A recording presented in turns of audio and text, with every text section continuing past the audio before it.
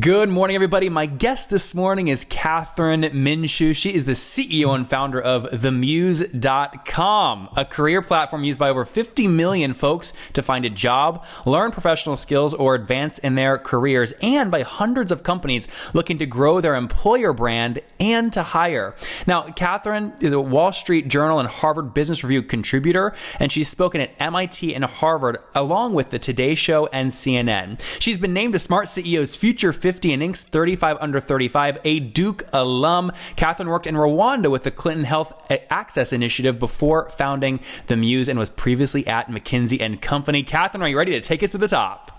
I am really excited to be here. Thank you for making the time. So tell us first, for those folks that are not familiar, what is the Muse? And specifically, what's your revenue model? How do you generate money?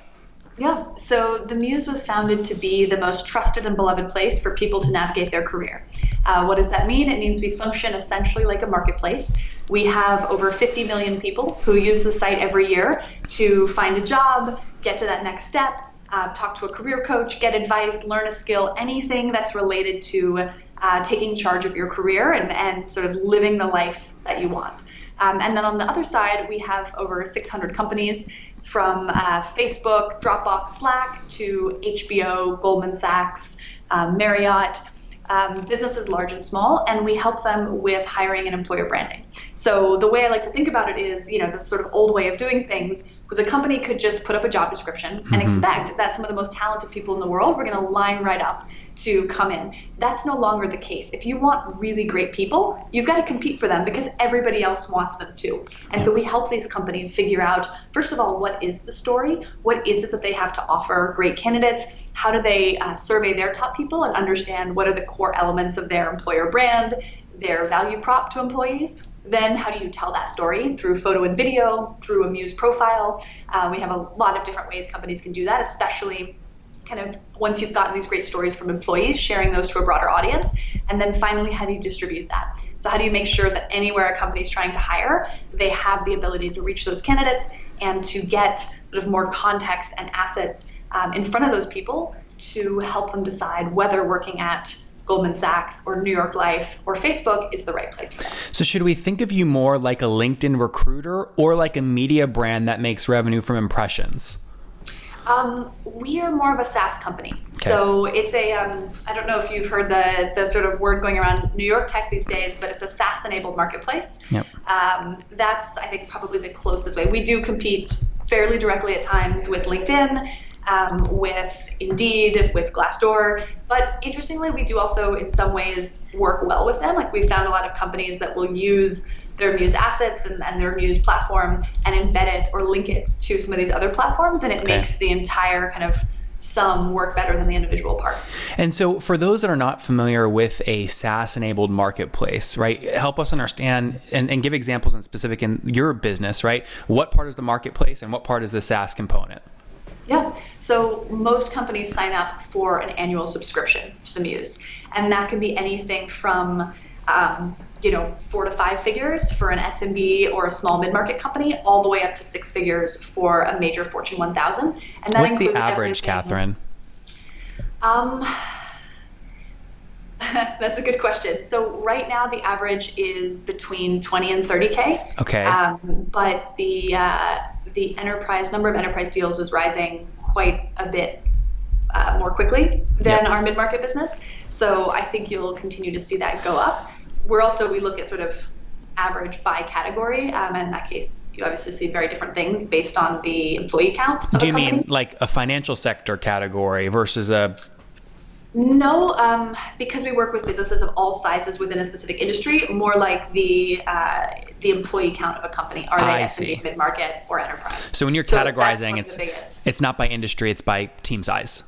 Exactly. Industry has other effects on the site, but the biggest one in terms of contract size is simply how large is your company, how big are your recruiting needs. Somebody that has 50,000 employees is going to be radically different than somebody with 500 employees. And obviously great. You see that everywhere in between.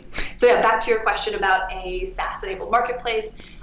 Essentially, we have these businesses of various sizes that subscribe to the Muse. It's an annual subscription. And through that, they get a range of different tools. They have the ability to literally have a profile on the Muse site and hire from our community, but also we give them a number of tools, embeddable sort of, I don't know, widgets for lack of a better word, I need a better word for that, and measurement and analytics, sort of dashboards that allow them to understand how they're doing across different pieces of their recruiting funnel and optimize not just the recruiting they're doing on the Muse, which is the marketplace component, but on their own career site, through their own social channels, etc. So the marketplace is literally on themuse.com, where companies can post job listings and profiles, and we have, again, this sort of audience of millions that might apply directly. But for us, we realized that we were essentially wanted to build some of these products that we started out focusing on their existence within the marketplace and take those to a much broader audience. And actually, I'll give you one example quickly. We have a business we're working with that has, I want to say they have between 50,000 and 150,000 employees. I should know exactly, but who are we talking about? Can you share? No, I'd rather not. That's okay. Some of our larger clients are sensitive if we don't get their explicit approval to talk about them in the press. I can also be more candid if I haven't identified the client. But they are recruiting for really sought after talent. They need to build up data science, engineering, of course, a wide variety of sort of technical and product related positions. They're having trouble competing with some of these newer and more digitally savvy companies. And so not only are they recruiting via the Muse and hiring people through our channels, but they have a pre-existing social media presence of tens of thousands. They have a talent community that they're not doing a lot with that has, I think, something north of 100,000 members. So how do we not only help them recruit through the Muse, because we've got a great population, a lot of women, a lot of millennials, a lot of digital natives, but how do we also then help them take those lessons and apply it to these existing channels that they may have built up previously as a Fortune 1000 company, but they're not optimizing and fishing from really effectively. And so are these, with any marketplace, right? Everyone talks about chicken and egg, right? And all the analogies. For you specifically, did you get the traffic, the 50 million people coming first with content, or did you launch as kind of a platform that's really sexy company profiles and then say, oh my gosh, we have to figure out how to get traffic here? We started with the individual users, the people, although in the sort of span of the company's history, they were both started fairly early. So when the Muse initially launched, 2011, sort of late 2011, September, we just had career-related content, tools, and resources for individuals. And we didn't roll out our first company profile until we had 100,000 people a month using the site. And were you not making any money at that point, or is it ad-driven?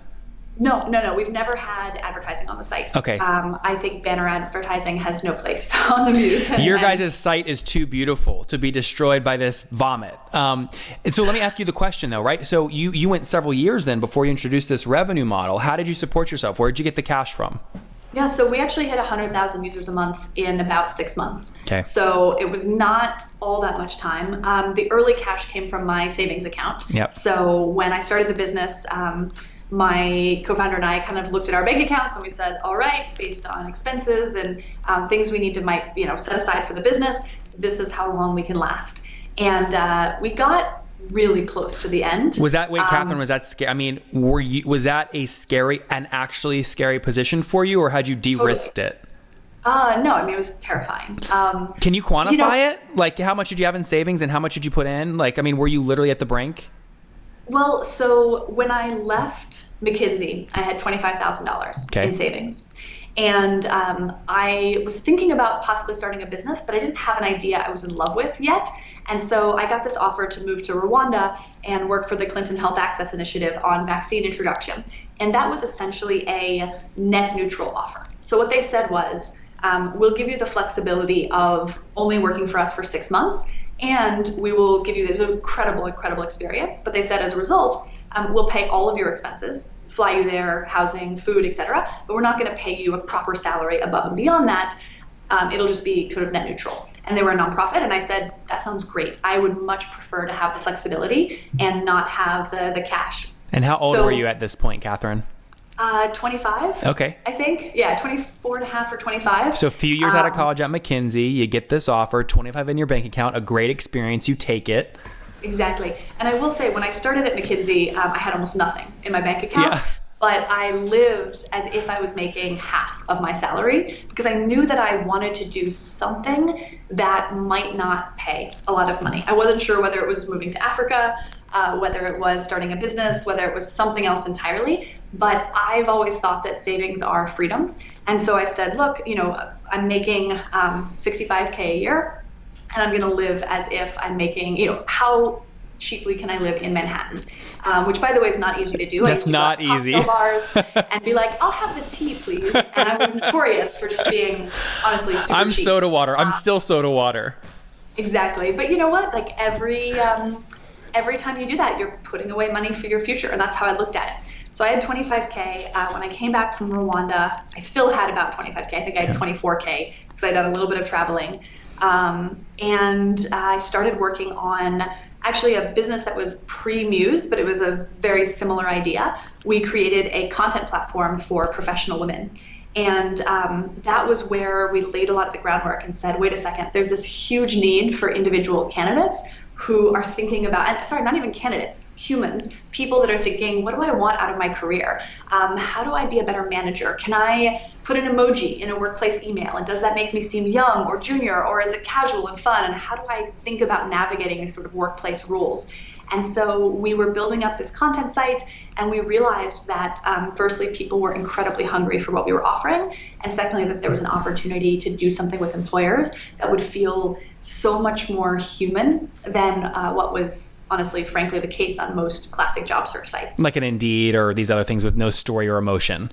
Absolutely. I mean, even today, in most cases, you are confronted when you go to those sites by a giant blank search box. Yep. You have to type something in, and you'll get 3,724 results, and they all look the same. Yep. What sort of, I'll get off my soapbox, but I am offended that for so long that was considered adequate for one of the most personal and important decisions in someone's life, which is, what are you doing with your life? What are you doing with your career? And anyway, I won't go all the way down the rabbit hole, but I really felt like there was an opportunity to change that. So how much of that 25K did you put in the business?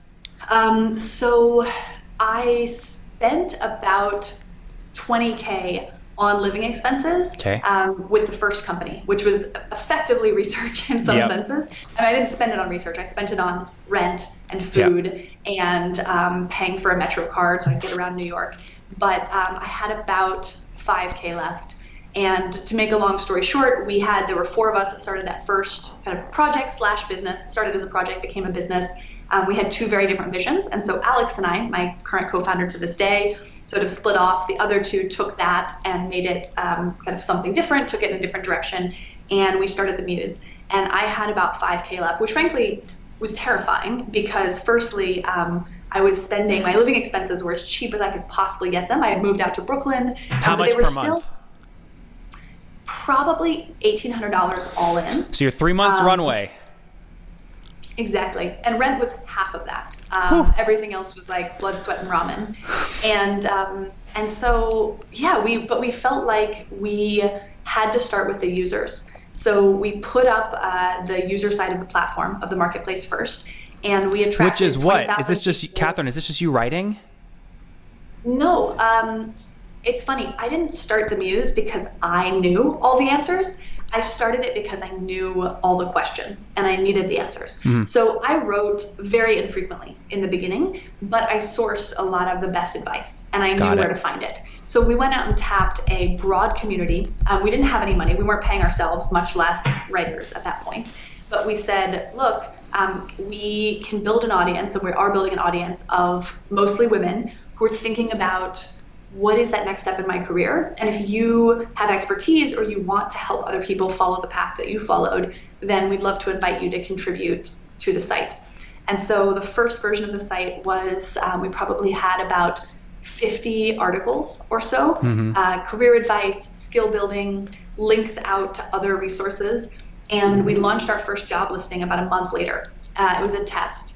We did it with a little-known Silicon Valley startup called Uber that had about 50 employees at the time. And we decided to see if we could get them some hires from our platform. Do you make money off the hire like a typical recruiting firm does? So in that first arrangement, we were supposed to. We don't anymore. It's just the SaaS platform. Okay. But in that first one, I think we made $600 off of the sort of email and sort of work that we did. And then there was I forget, it was $2,000 or $2,500 success fee. Unfortunately, Uber made 2 offers from the Muse, and both people turned down those jobs. So we didn't get the success money. But the caliber of people who came through was so high that we felt like we had proved we were onto something. So fast forward to today. This was 2011. You started it. You have two of you co-founded. By the way, did you split 50-50? No. How'd that conversation go? It was honestly not that bad. I mean, here's the thing. So there were 3 of us in the early days. Alex and I were kind of all in full time. And then Melissa was she had been at McKinsey with us. She was accepted to a PhD in cancer biology. And we were trying to convince her to put that PhD on hold to come and do the business. And what we ended up deciding was she had a smaller percentage, and she actually worked on the Muse and did her PhD first year full time. Then put the PhD on pause, was full-time on the Muse for a year, and now is back doing her PhD, not active in the business. But I'm actually in her wedding as a bridesmaid in a couple months. So that's we're still amazing. Very close. Yeah, she's incredible. So she's still on the cap table then? Yes, yeah. Exactly. Got it. And then Alex and I, we had gone full-time and taken on risk in slightly different ways. Mm-hmm. So, I mean, it's a tough conversation. Anytime you're talking about equity, it's not something I would do for fun ever. Oh, gosh, no. But at the same time, we both came to it with, we want to work together. Mm-hmm. We want to make this happen. We want to get somewhere that feels fair to both of us. And it's never going to feel perfect to both of us, right? But it needs to feel tolerable to both of us. And so it's close to being even, but there was small differences based on, again, how much risk, how long each of us had been sort of without another full-time job, because we left our roles at different times. And I think we got to a place that we felt pretty good about. That's great. Kathryn, we have a few minutes left. So again, equity, there's someone that was early with you, have a very small portion, and then you guys basically split the rest, basically equal with some tweaks to make it fair. Talk to me about funding. You raised capital. How much? Yeah. So we raised, about $100K in January of 2012. Plus we got into Y Combinator. So that came with about $170,000. That was our first seed funding. It was very hard won. We ended up over the last couple of years raising over $28 million. So we've had a little better luck with fundraising. But the sort of first 3.5 years of the Muse's life were pretty lean. It was seed funding, bootstrapping, making revenue here and there. Our product we've charged for employers from the very beginning, because we didn't feel like we had a choice to go with a freemium model. That said, we always wanted it to be free to individual users, so that was really important to us. And then we raised a $10 million Series A in spring of 2015, and then a $16 million Series B last spring/summer. So it's almost a year from that last raise. So you're either in fundraising mode right now, or Indeed has a $50 million offer on the table to acquire you. Which one is it? Well, luckily, when you're in a business that makes a lot of money, you don't quite have to burn so fast as companies that rely on investors to keep them afloat. So we're in great shape. Are you break even or close to it? No, but we've been at sort of closer or farther at various points, and we have a fair amount of control based on how fast we want to grow, what we want to invest in, whether we want to let that gap get further or narrower. And I think that, again, your burn rate, is that the gap you're talking about? Yes, yeah. Exactly. And there's lots of different ways to build a business, so I'm kind of skeptical of people who claim to have found the one true path. But I think for us, it's been really helpful to have structured the business in such a way that, our customers pay for a fair point of our growth, and we can use venture capital really to accelerate, not to sort of support. Yeah, exactly, to support. Yeah. How many employers are you working with today as paying customers? I think it's about 600 active on annual subscriptions. You say active. That I'm going to read into that and say either some people have started and then stopped, or it's a seasonal business. If they've stopped, why have they stopped? The ones that weren't happy. Yeah. So companies that have stopped, sometimes they go out of business. Yep. We joke that we should. We would never do this, by the way, but we joke that we basically know sometimes when somebody's getting acquired. We didn't realize this pattern at the beginning, but we will regularly have companies, especially, again, tech companies, up-and-coming companies, that will suddenly email out of the blue. We think that they're very happy, and they'll email out of the blue and say, I need my profile to come down. And we used to just freak out because we thought, what's wrong? Churn, we love the service, churn. And inevitably, 4 to 12 weeks later, they get acquired. Yeah. So that's the reason. We also, in fairness, because By the way, that's valuable information if you're an investor. I know. Yeah. That's why I was joking. We would never actually publicize that, but it is funny internally.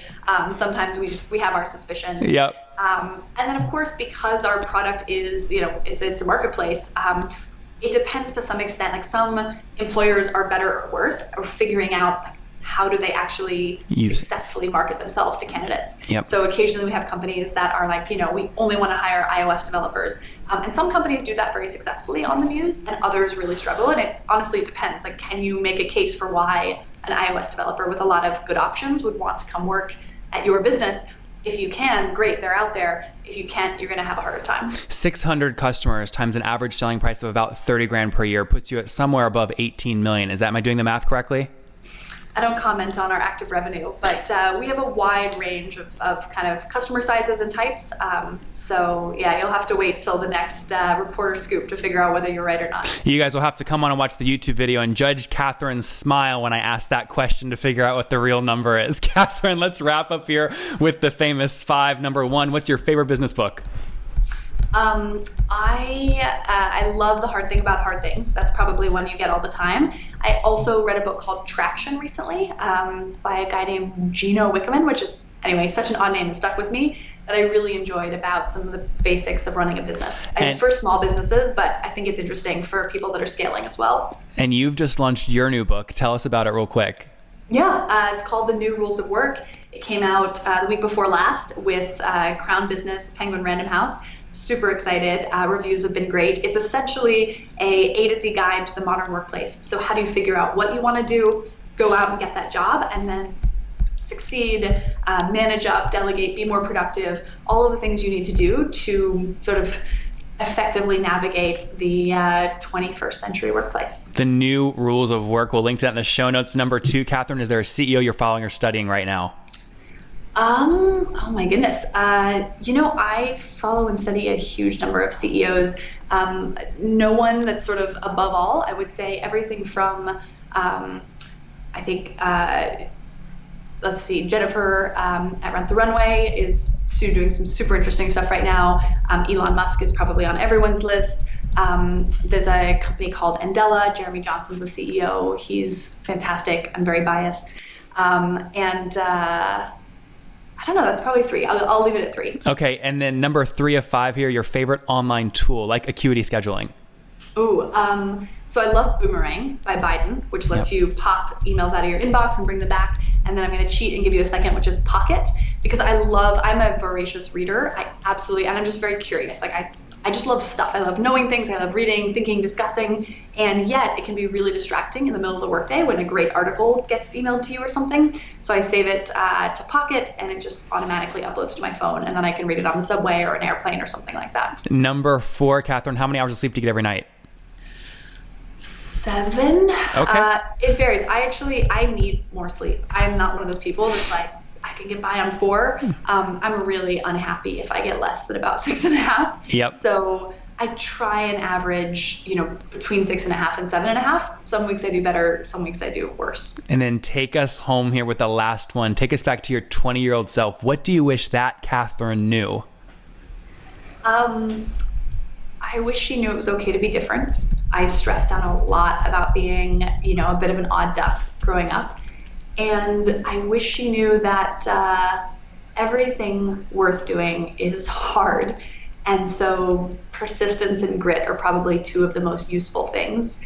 And I think I'm really grateful to sort of the way I grew up. We didn't have a ton of money, but I really figured out how to kind of just handle, situations as they're dealt and keep on going. And that's been so helpful. And so I think 20-year-old Kathryn would have enjoyed knowing that it's going to work out okay. There you guys have it from Kathryn, founder of The Muse. It is okay to be different. Everything will work out okay. Again, came out, was working McKinsey, $65,000 salary, saved up about 25 grand because she was really smart at managing expenses. Then went on an amazing journey with the Clinton Foundation out in Rwanda, doing great work. Came back, launched the company, put about 5 grand in, which is basically all she had because she spent the other 20 grand on living expenses in New York. The Muse is now, again, growing super fast, over 50 million active folks there annually. Again, connecting with brands and brands creating great company profiles. Over 600 employers are using the Muse. Again, average selling price for those contracts to work with the Muse between 20 and 30 grand for a specific cohort per year. And again, launched in 2011. Kathryn, thank you so much for taking us to the top. All right. Thanks so much.